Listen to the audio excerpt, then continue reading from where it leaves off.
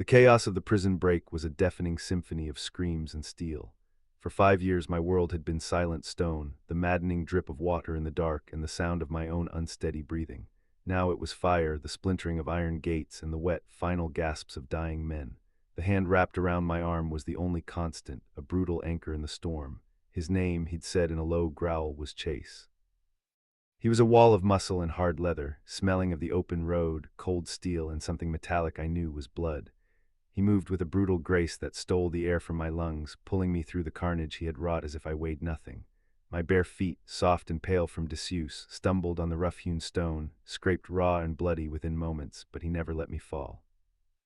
Every time I faltered, his grip tightened, a possessive, grounding force that sent a jolt of unwanted, unfamiliar heat straight through me. I was a weapon being stolen, a prize being claimed, yet his touch felt more like a shield than a shackle. We burst through a final doorway and into the biting night air. Freedom. It tasted of rain and ash, and it was so vast it made me dizzy.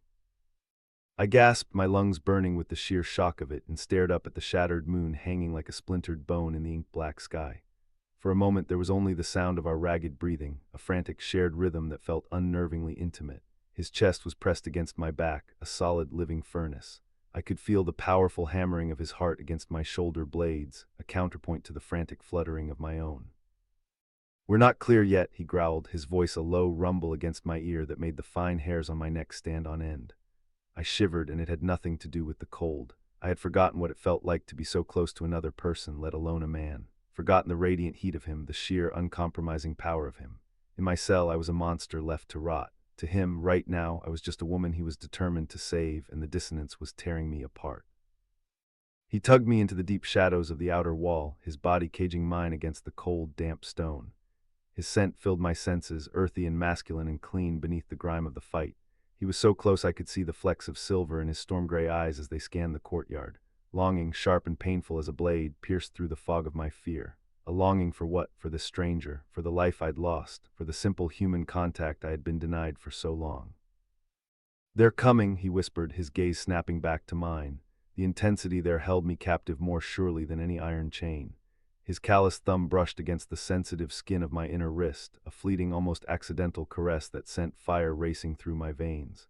The distant shouts of guards grew louder, the torchlight drawing nearer, painting our faces in flickering, desperate shades of orange and black.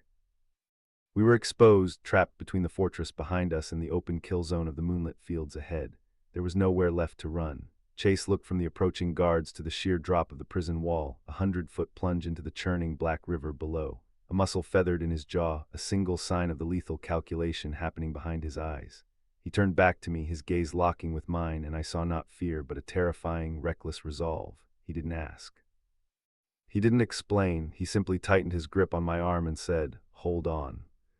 Want to keep the flame ignited without having to wait for the next part? You can find the full, tantalizing tale on our main page. See the link in the description.